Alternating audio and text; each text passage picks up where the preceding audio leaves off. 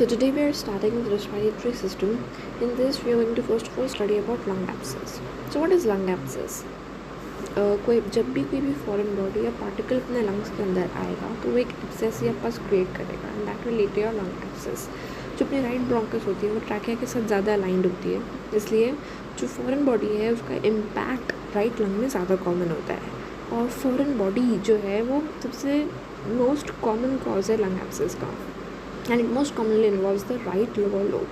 हमें lung abscess और किन कंडीशंस की वजह से देखने को मिल सकता है? एक तो हमें फॉरेन बॉडी की वजह से मिल रहा है मोस्ट कॉमनली देखने को, और बाकी we can also see due to pneumonia, septicemia and malignancy. What is malignancy? It is improper drainage of secretion that also has contamination in it.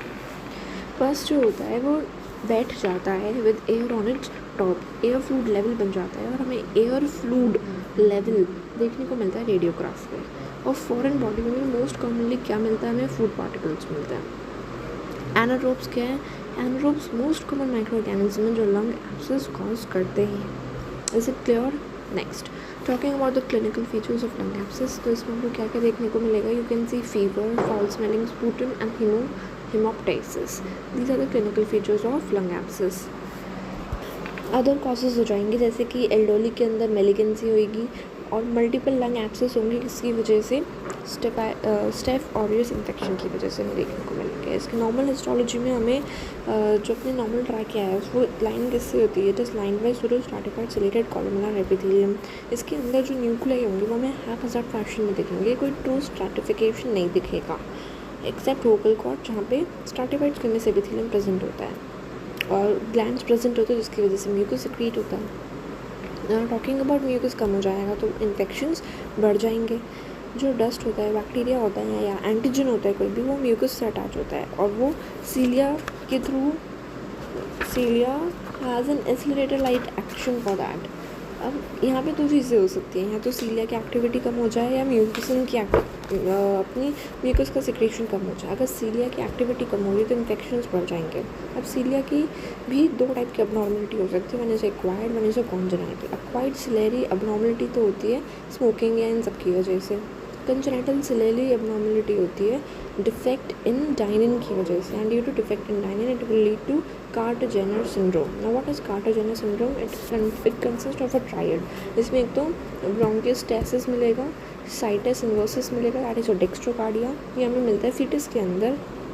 जो सीलिया होता है उसकी मदद से ऑर्गन कोलैटरल इन्वर्जन होता है फीटस के अंदर, जिससे कि हार्ट जो है वो राइट साइड से लेफ्ट साइड में आता है फीटस के अंदर. लेकिन अगर उसमें कार्टर-जेनर सिंड्रोम होगा उसमें कॉन्जेनिटल सिलेरी अबनॉर्मलिटी होगी, उसके अंदर डाइनिन का डिफेक्ट होगा तो उसका साइटस इन्वर्सिस प्रॉब्लम हो जाएगी, डेक्स्ट्रोकार्डिया हो जाएगा, मतलब उसका हार्ट राइट साइड में मिलेगा.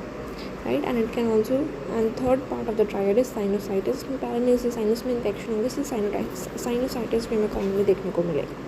म्यूकस सिक्रेशन कम होगा, उसमें क्या होगा? सिस्टिक फाइब्रोसिस में CFT जो कि जीन नंबर 7 में प्रेजेंट है उसमें डिफेक्ट होगा.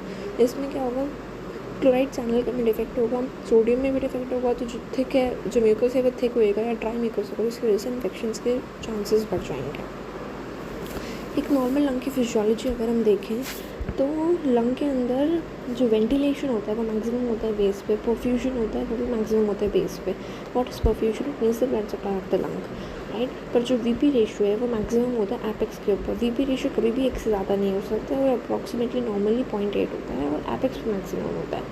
तो talking about Reid's index, so ये होता है A/B. A is what? Thickness of the mucus gland layer, and B is the distance between epithelial cell and the cartilage. इसकी नॉर्मल वैल्यू होती है अप्रॉक्सीमेटली 0.4. फंक्शनल यूनिट क्या होती है lung की? साइनस होती है. दो एल्विलाई के बीच में जो पोर्स प्रेजेंट होते हैं हम बोलते हैं पोर्स ऑफ कोहेन, एंड इसका सिग्निफिकेंस होता है जो बैक्टीरिया है वो एक एल्वुलर सेक से एडजेसेंट एल्वुलर साइड में ट्रैवल कर सकता है with the help of this pores of Cohen. Pneumocytes भी हमारे दो टाइप के होते हैं. जो टाइप 1 न्यूमोसाइट हैं वो majority of the surface area में कंट्रीब्यूट करते हैं, लेकिन टाइप 2 न्यूमोसाइट जो होते हैं वो ज़्यादा नंबर में प्रेजेंट होते हैं. राइट, और जो टाइप 2 न्यूमोसाइट होते हैं जो सिक्रीट करते हैं उसकी वजह से सर्फेस टेंशन कम होती है एक्सपायरेशन के time. So that is very helpful for us. जो रेस्पिरेटरी डिस्ट्रेस सिंड्रोम में भी हमें ज़रूरत होती है और ये एल्वुलर रिपेयर करने में भी काम आएंगे टाइप 2 न्यूमोसाइट्स क्योंकि ज़्यादा नंबर में प्रेजेंट होती है.